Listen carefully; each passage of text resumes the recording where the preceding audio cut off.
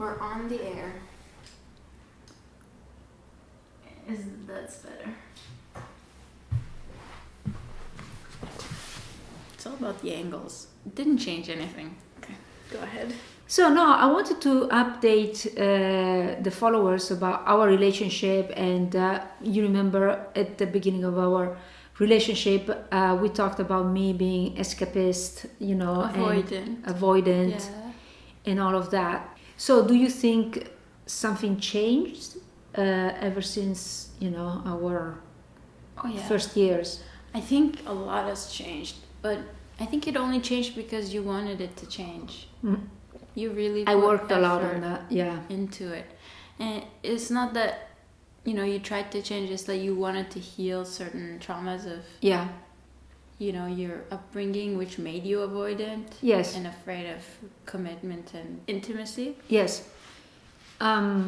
I also feel that a strong motivation for me to change and become more present, it was my father's dementia. Like he has Alzheimer. I don't know. He has dementia. Alzheimer falls under a bigger umbrella, which is dementia, and so he doesn't remember. And my father has always been like, he was also ADHD, like big time, and he would start something, leave it there, start something else, leave it there, start something else, leave it there, and then going back to this, which is the signature of ADHD people. I do the same, less, but I do it.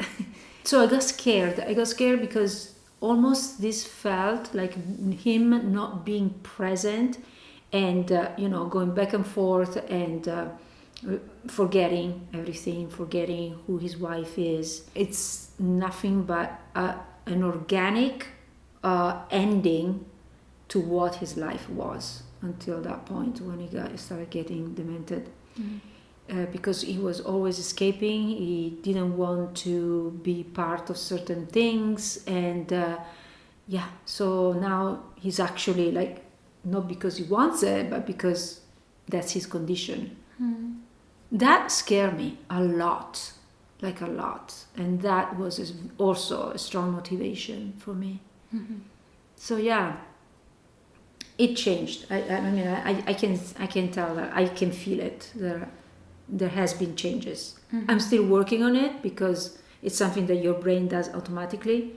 So you have to be extremely conscious and aware of all the coping mechanisms that your brain is using with certain triggers, So yeah.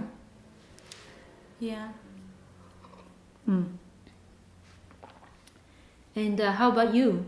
Do you feel like you're a very sensitive person? You feel more, smells are too strong, the cold is colder, the hot is hotter, the sun is, Yeah, I've kind of figured out that I have autism, for real, and I've had it my whole life.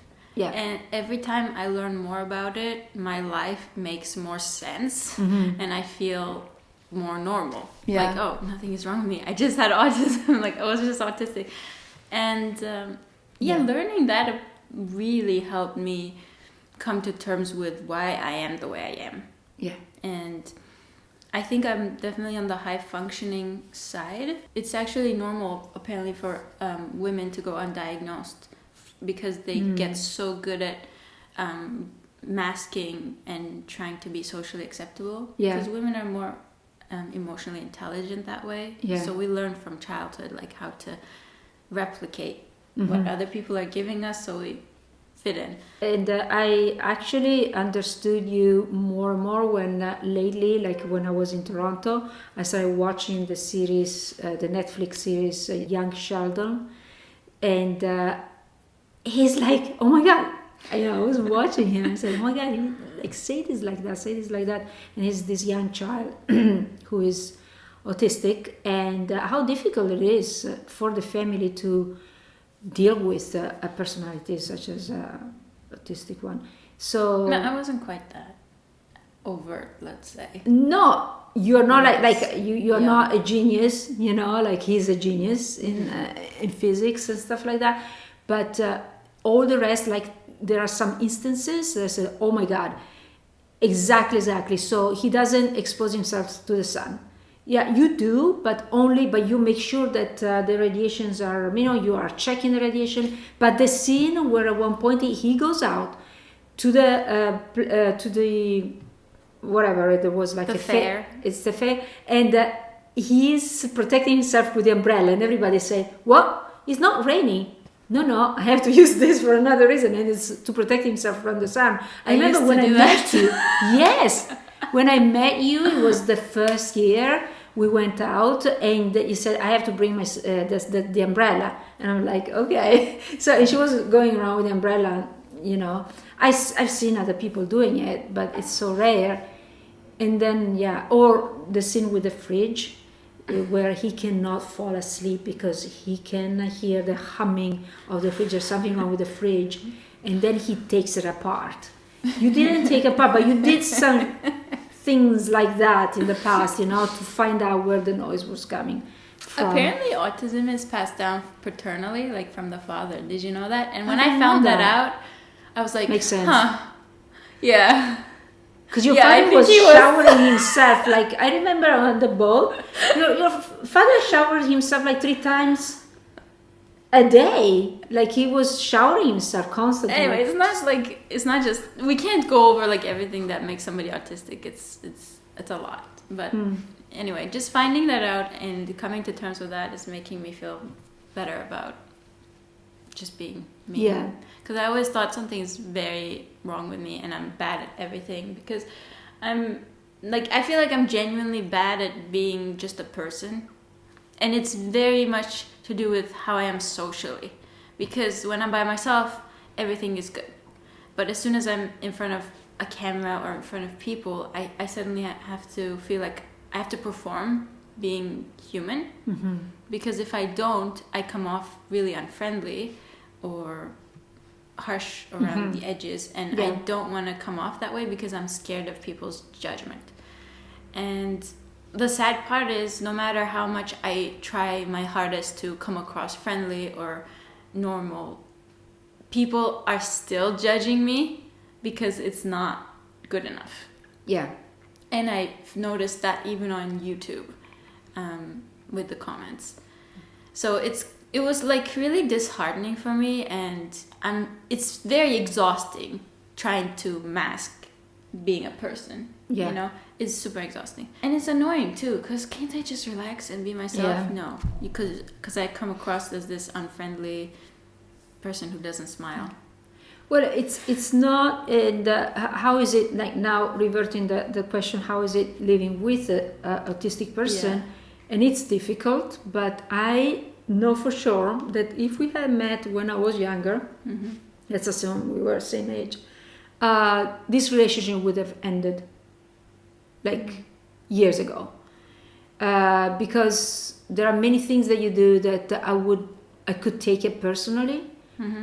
Personal. Like what? Give an example. Like, for instance, there are days when you are OCD triggered, and you don't want me to even touch your face or your hand. You're like, don't touch me, everything disgusts me.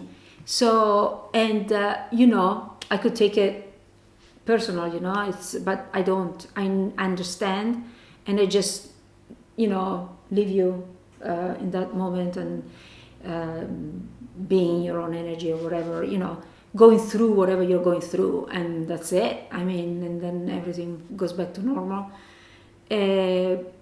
But yeah, it can be very difficult, and there are many things that I have to do alone, because you don't want to go out.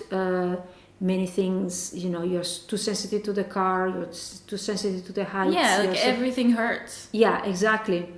So it's okay for me. I was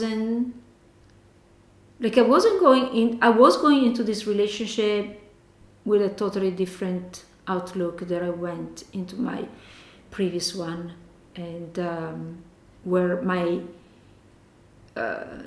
independence is so strong that I don't need you for me to be happy, but I need this connection.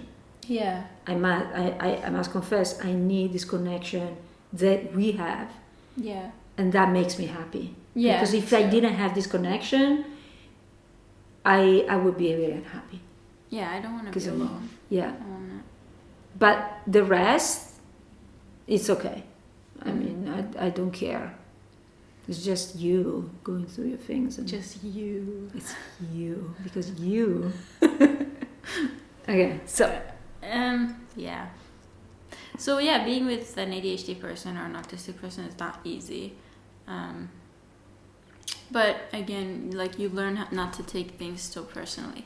Mm-hmm. I'm still working on it, and I'm sure you're still working on it too. Yeah. But there are a lot of things. It's just not about me or you. Yeah. It's just like our own issues that we're dealing with. Like, sometimes I literally don't want you to touch me because the skin of your finger feels too rough against my skin, and it feels like sandpaper. Yeah.